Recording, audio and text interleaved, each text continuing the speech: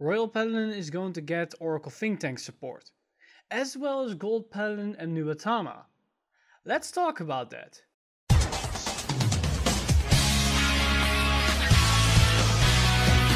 Stand up! Vanguard!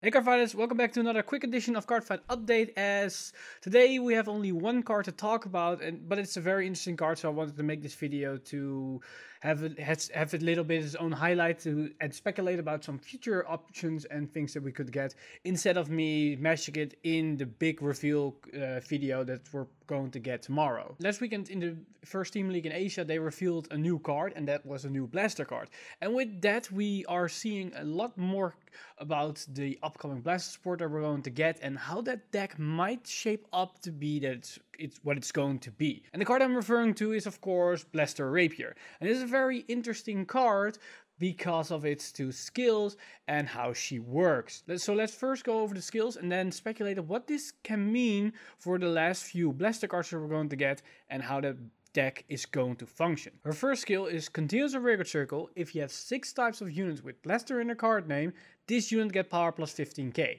So when you have a full field of Blaster, she is a 25k hitter. But 25 is a pretty damn high number, just a normal 8k, and you're already at 33 without a force marker. So that's pretty damn big and significant.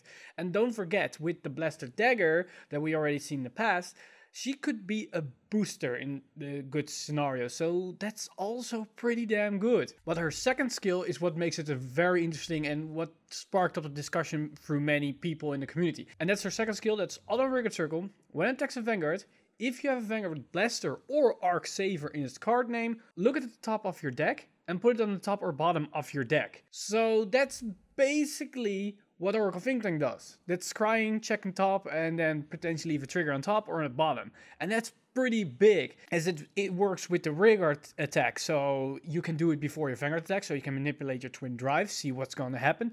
Or, like I stated in my older Imperial Daughter deck profiles, you can do it at the end of your turn for your last attack and potentially stack a defensive trigger on top, so your next turn for defending is gonna be very easy. This can be a very strong attacker in the complete Blaster build. As she works without actually the support of the other cards, you only need to have the correct Vanguard. And this works with Exculpate. It also works with Blaster Blade on your grade 2 turn, and it works with Arc Saver if you run Arc Saver in a different kind of build. But if you want to have her full power, then you probably need to build an entire Blaster engine, a Blaster deck. And for those who are wondering why this card looks a lot like an Oracle Think Tank unit, that's because in the manga, this unit was played by Misaki, as this card embodies her as a character. The same is with Blaster Arrow, why that looks a lot like a Royal Paladin card. That's what's Corin in the manga.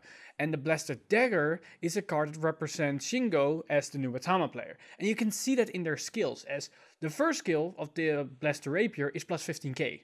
That looks a lot like how Imperial Daughter gets plus 15k when you rewrite her on top of a grade 3. And her Scryer ability to check the top and leave it on top or bottom is what basically a lot of cards do in Oracle Think Tank. Now we go back to Blaster Arrow. Her first skill enables you to have a full field resist. That's what Garmor can basically do, a Gold Paladin unit. And then her second skill, to fetch the grade 3 to your hand, is a little bit how Bowmains worked with the Superior Right, only instead of rewriting it to the Vanguard, you add it to your hand. But the way how it functions is very similar to the Superior Right effects in Gold Paladin. Now with the Blaster Dagger, that's a little bit on the question mark, as the first skill that everything gets boost. I cannot really count on top of my head that is an actual Nubatama card that does that. But the second skill, to bounce it back, makes a lot of sense. As anybody that knows about Nubatama or plays the deck, it's all about bouncing units back and then calling them once again to the field. And that's basically why Blaster Dagger had that effect. But then we have one more important card that we need to go over, and that's the one for Naoki. So that unit either is gonna do something with the front row of their opponent. Maybe they retire something, maybe they bind something, or maybe it get power if their front row is empty, for example, or maybe it can switch some columns. It's probably gonna be a very Narukami-like skill for that specific Blaster card. And then we still have Masonic Blaster left, and there are a lot of interesting theories going around, but I'm not gonna go into that card right now, as I'm just want to wait it out to see what that card's gonna do, as it can make this whole deck complete, basically, as there are still a lot of question marks with Arc Saver, as it's not a blaster card itself, so you cannot fulfill the 6-card type condition if that's your Vanguard, as you also need to have a Vanguard with blaster in its card name. So we have to wait and see how that's gonna function. But another thing I want to point out with Blaster Rapier, note that her continuous skill is continuous during either player's turn. So she's 25k on your opponent's turn as well.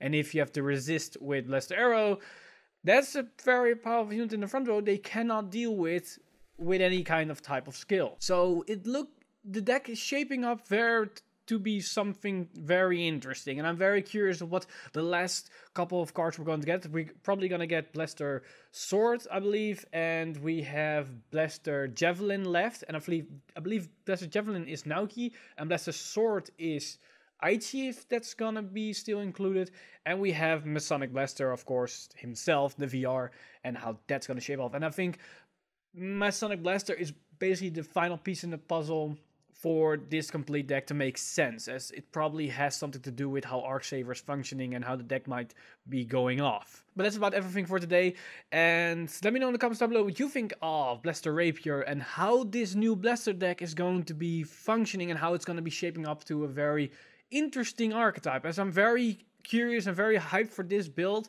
as it looks more interesting and fun to play than the Alfred build that we have currently in the Royal Paladin deck. But that's my personal opinion on that part. I like these more clunky and more interesting interaction builds than just the generic power beatdown decks that we have seen in some cases for basically most Force clans currently. But that's about everything for me today. If you liked the video, then why not leave a like on the video. Also, hit the subscribe button and the bell button to be updated for a future video. And especially tomorrow, when we're going to get all these new stream reviews about the upcoming cards. Basically the last Bermuda Triangle cards, maybe some other Royal Paladin, Nova Grappler, Kagero, depending on what we're going to get for the set after that.